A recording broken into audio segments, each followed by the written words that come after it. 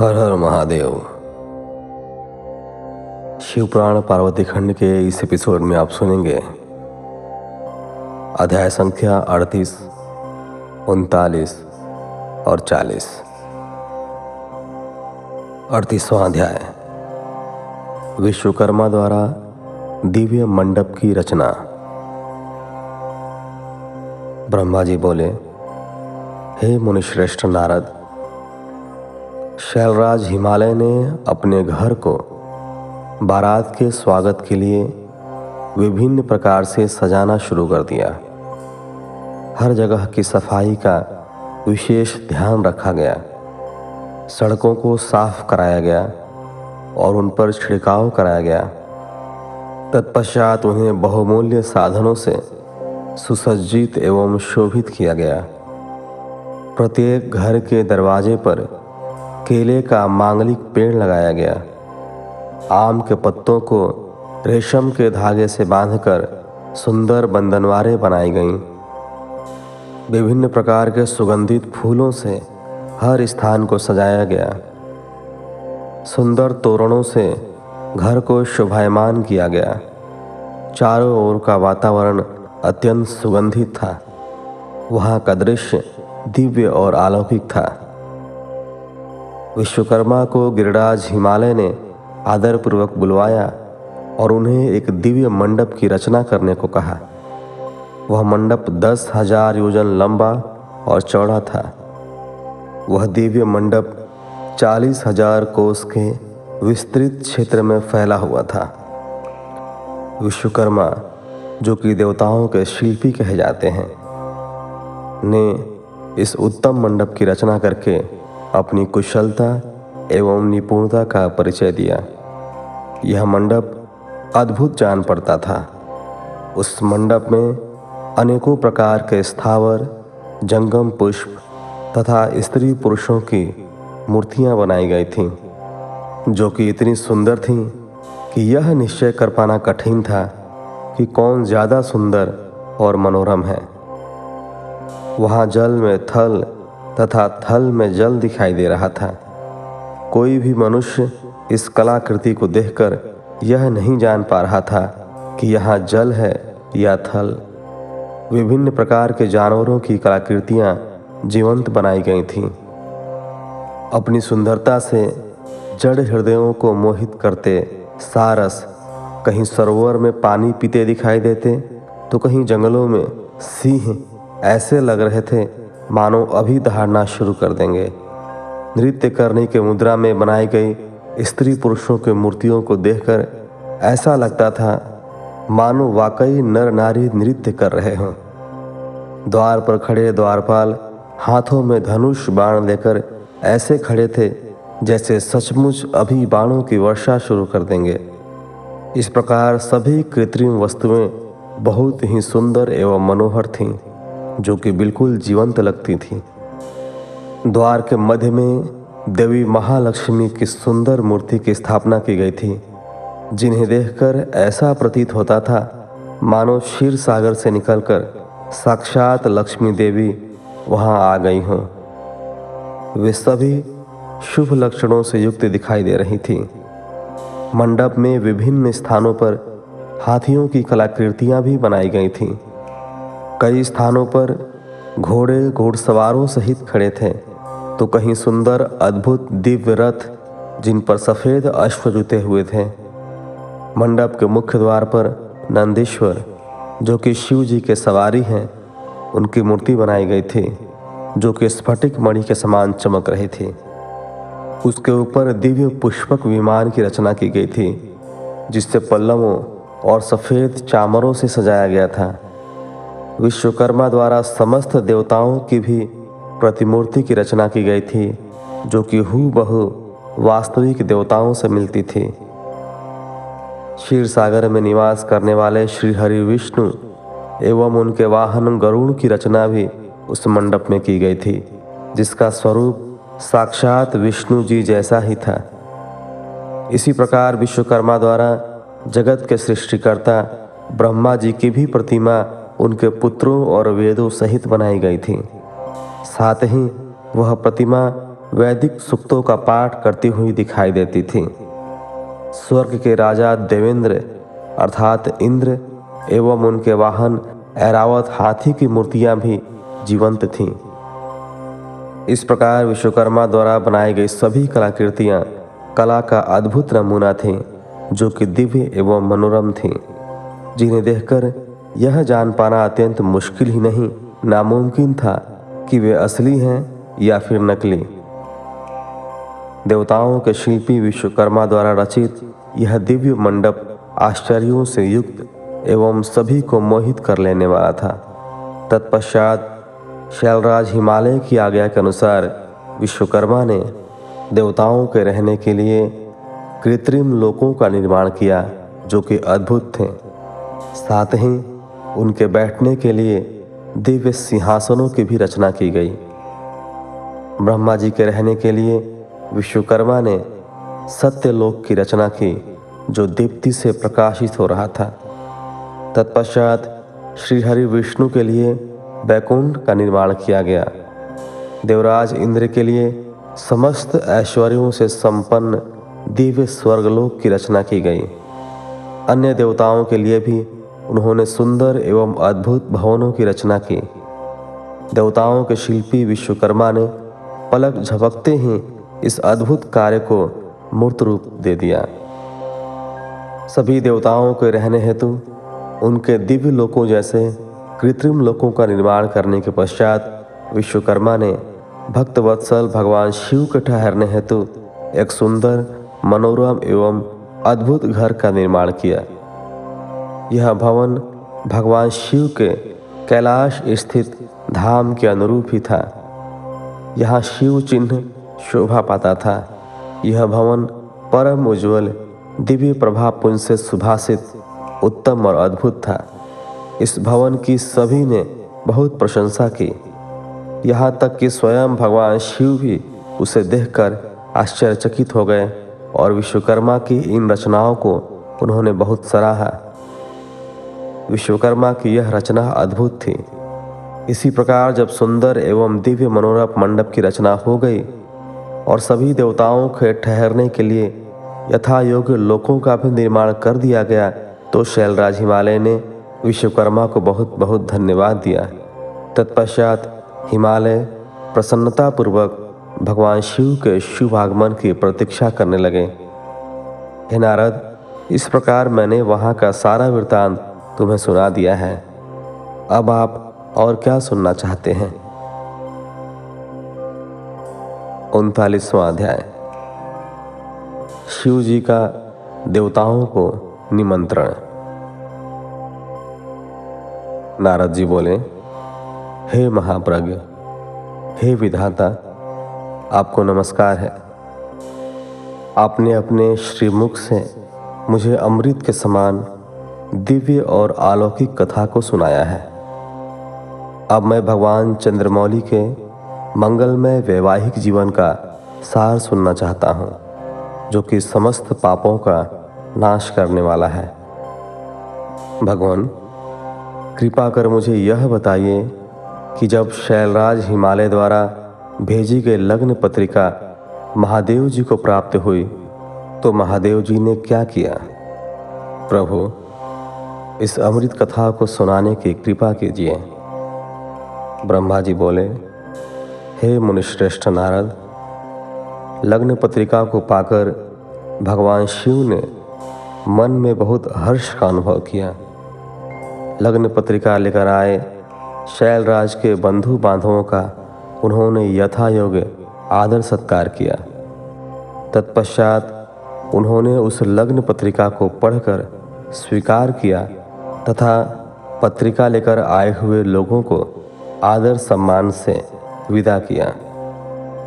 तब शिवजी प्रसन्नतापूर्वक सप्तऋषियों से बोले कि हे मुनियों, आपने मेरे लिए इस शुभ कार्य का संपादन किया है और मैंने इस विवाह हेतु अपनी स्वीकृति प्रदान कर दी है।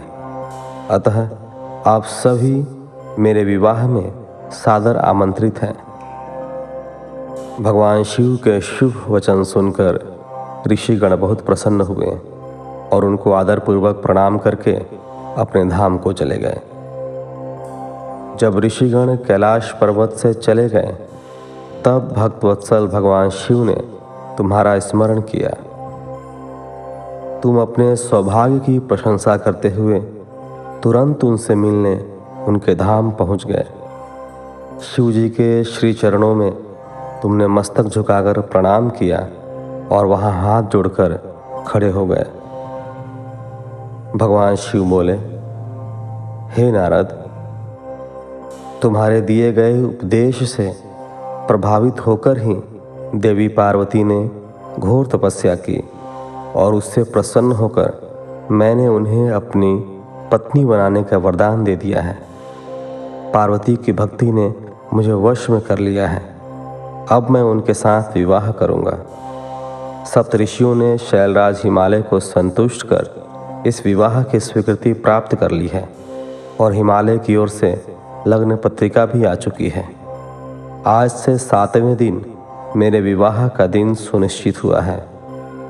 इस अवसर पर महान उत्सव होगा, अतः तुम श्रीहरि, ब्रह्मा, सब देवताओं, मुनियों और सिद्धों को मेरी ओर से निमंत्रण भेजो और उनसे कहो कि वे लोग उत्साह और प्रसन्नतापूर्वक सज धज कर अपने अपने परिवार के साथ सादर मेरे विवाह में पधारें। नारद भगवान शिव की आज्ञा पाकर आपने हर जगह जाकर आदरपूर्वक सबको इस विवाह में पधारने का निमंत्रण दे दिया। तत्पश्चात भगवान शिव के पास आकर उन्हें सारी जानकारी दे दी। तब भगवान शिव भी आदरपूर्वक सब देवताओं के पधारने की प्रतीक्षा करने लगे। भगवान शिव के सभी गण संपूर्ण दिशाओं में नाचने गाने लगे। सभी ओर उत्सव होने लगा। निमंत्रण पाकर अति प्रसन्नता से सज धज कर भगवान श्री हरि विष्णु भी श्री लक्ष्मी और अपने दल बल को साथ लेकर कैलाश पर्वत पर जा पहुँचे। वहाँ पधार कर उन्होंने भक्ति भाव से भगवान शिव को प्रणाम किया और प्रभु की आज्ञा लेकर अपना स्थान ग्रहण किया। तत्पश्चात मैं भी सपत्नीक अपने पुत्रों सहित भगवान शिव के विवाह में सम्मिलित होने के लिए पहुंचा। भगवान शिव को प्रणाम करके मैंने भी वहां आसन ग्रहण कर लिया। इसी प्रकार सब देवता, देवराज इंद्र आदि भी अपने अपने गणों एवं परिवारों के साथ सुंदर वस्त्रों और बहुमूल्य आभूषणों से शोभायमान होकर वहां पहुंच गए। सिद्ध, चारण, गंधर्व, ऋषि, मुनि सब सहर्ष विवाह में सम्मिलित होने के लिए कैलाश पर पहुंच गए। अप्सराएं नृत्य करने लगीं और देव नारियां गीत गाने लगीं। त्रिलोकीनाथ भगवान शिव ने स्वयं आगे बढ़कर सभी अतिथियों का सहर्ष आदर सत्कार किया। उस समय कैलाश पर्वत पर बहुत अनोखा और महान उत्सव होने लगा। सभी देवगण हर कार्य को कुशलता के साथ संपन्न कर रहे थे, मानो उनका अपना ही कार्य हो। प्रसन्नतापूर्वक सातों मातृकाएं शिव जी को आभूषण पहनाने लगीं। लोकोचार रीतियां करके भगवान शिव की आज्ञा से श्री विष्णु आदि सभी देवता वर यात्रा अर्थात बारात ले जाने की तैयारी करने लगे। सातों माताओं ने भगवान शिव का श्रृंगार किया। उनके मस्तक पर तीसरा नेत्र मुकुट बन गया। चंद्रकला का तिलक लगाया गया। उनके गले में पड़े दोनों सांपों को उन्होंने और ऊंचा कर लिया और वे इस प्रकार प्रतीत होने लगे मानो सुंदर कुंडल हों। इसी प्रकार सभी अंगों पर सांप लिपट गए जो आभूषण की सी शोभा देने लगे। सारे अंगों पर चिता की भस्म रमा दी गई। वह चंदन के समान चमक उठी।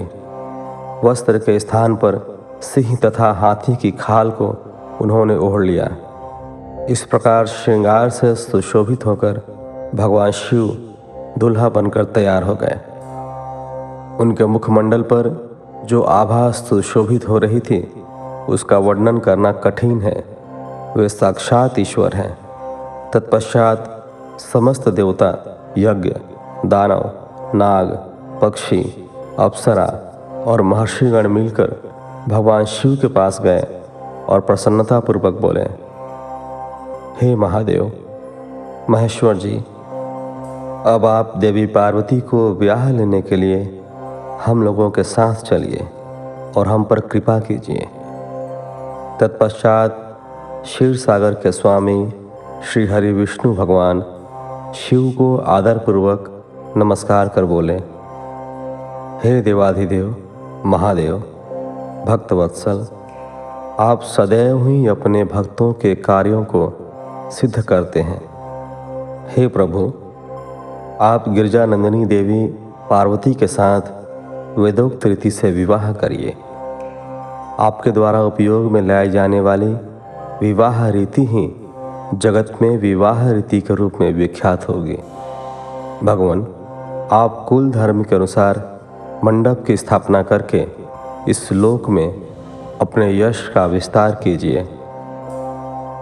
भगवान विष्णु के ऐसा कहने पर महादेव जी ने विधि पूर्वक सब कार्य करने के लिए मुझ ब्रह्मा से कहा।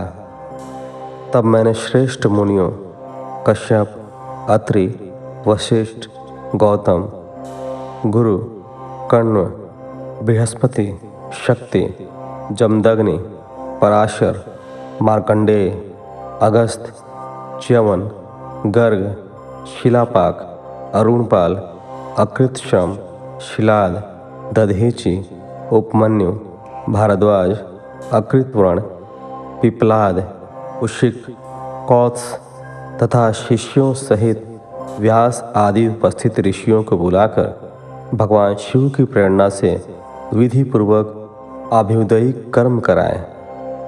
सबने मिलकर भगवान शंकर की रक्षा विधान करके ऋग्वेद, यजुर्वेद तथा स्वस्ति वाचन किया।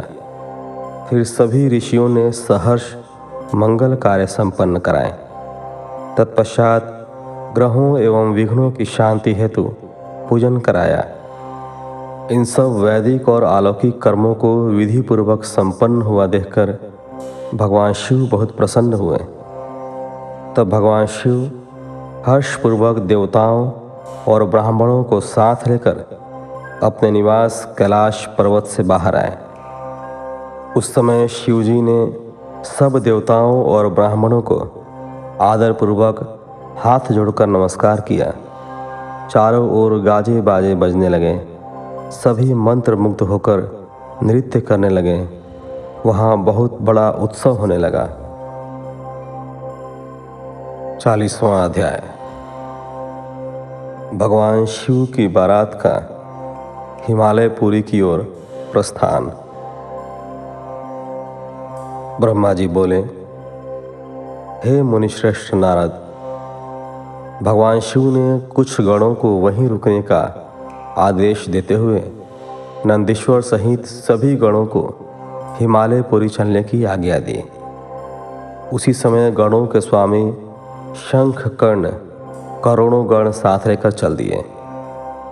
फिर भगवान शिव की आज्ञा पाकर गणेश्वर शंखकर्ण, केकराक्ष, विकृत, विशाख, पारिजात, विकृतानन, दुंदुभ, कपाल, संधारक, कंदुक, कुंडक, विष्टम्भ, पिप्पल, सनादक, आवेशन, कुंड, पर्वतक, चंद्रतापन, काल, कालक, महाकाल, अग्निक, अग्निकमुख, आदित्य मूर्धा, घनावह, सन्ना, कुमुद, अमोघ, कोकिल, सुमंत्र, काकपादोदर, संतानक, मधुपिंग, कोकिल, पूर्णभद्र, नील, चतुर्वक्त, कर्ण, अहिरोमक, यज्वाक्ष, शतमन्यु, मेघमन्यु, काष्टागूढ़, विरूपाक्ष, सुकेश,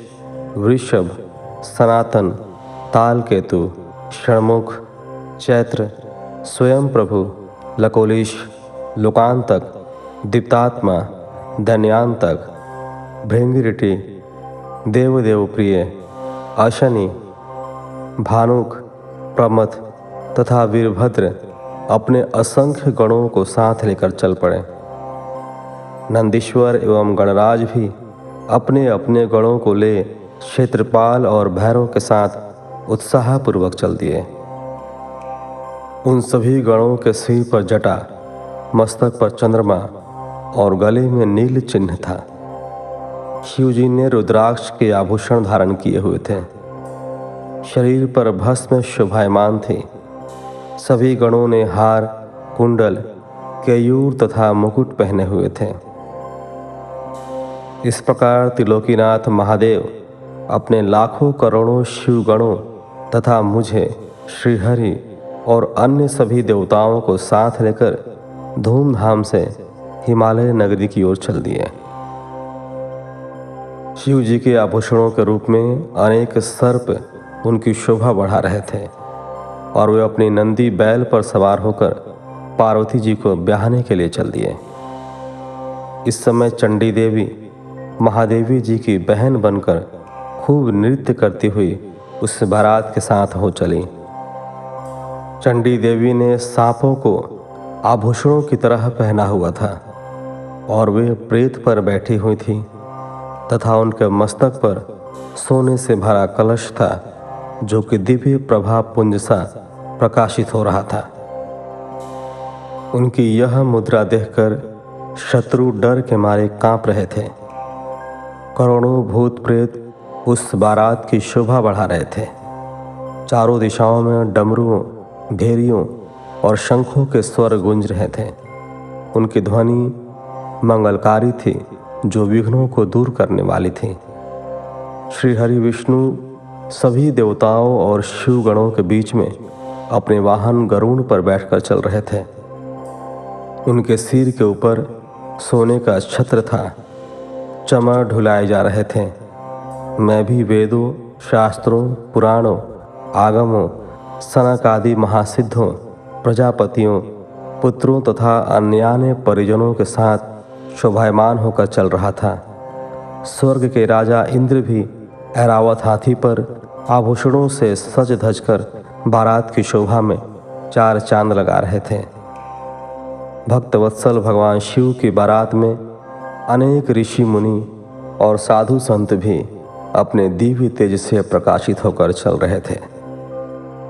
देवाधिदेव महादेव जी का शिव विवाह देखने के लिए शाकनी, यातुधान, बैताल, ब्रह्म राक्षस, भूत, प्रेत, पिशाच, प्रमथ आदि गण, तुम्बरु, नारद, हाहा और हुहु आदि श्रेष्ठ गंधर्व तथा किन्नर भी प्रसन्न मन से नाचते गाते उनके साथ हो लिए। इस विवाह में शामिल होने में स्त्रियां भी पीछे न थीं। सभी जगत माताएं, देव कन्याएं, गायत्री, सावित्री, लक्ष्मी और सभी देवांगनाएं और देव पत्नियां तथा देव माताएं भी खुशी खुशी शंकर जी के विवाह में सम्मिलित होने के लिए बारात के साथ हो ली। वेद, शास्त्र, सिद्ध और महर्षि जिसे धर्म का स्वरूप मानते हैं, जो स्फटिक के समान श्वेत व उज्ज्वल है, वह सुंदर बैल नंदी भगवान शिव का वाहन है। शिव जी नंदी पर आरूढ़ होकर उसकी शोभा बढ़ाते हैं। भगवान शिव की यह छवि बड़ी मनोहारी थी। वे सज धजकर समस्त देवताओं, ऋषि मुनियों, शिवगणों, भूत प्रेतों, माताओं के सानिध्य में अपनी विशाल बारात के साथ अपनी प्राण वल्लभा देवी पार्वती का पाणी ग्रहण करने के लिए सानंद होकर अपने ससुर गिरिराज हिमालय की नगरी की ओर पग बढ़ा रहे थे। वे सब मदमस्त होकर नाचते गाते हुए हिमालय के भवन की तरफ बढ़े जा रहे थे। हिमालय की तरफ बढ़ते समय उनके ऊपर आकाश से पुष्पों की वर्षा हो रही थी। बारात का वह दृश्य बहुत ही मनोहारी लग रहा था। चारों दिशाओं में शहनाइयाँ बज रही थीं और मंगल गान गूंज रहे थे। उस बारात का अनुपम दृश्य सभी पापों का नाश करने वाला तथा सच्ची आत्मिक शांति प्रदान करने वाला था। इस प्रकार 40वें अध्याय के साथ इस एपिसोड को यहीं विराम देते हैं। मिलते हैं आपसे अगले एपिसोड में। तब तक के लिए धन्यवाद। हर हर महादेव।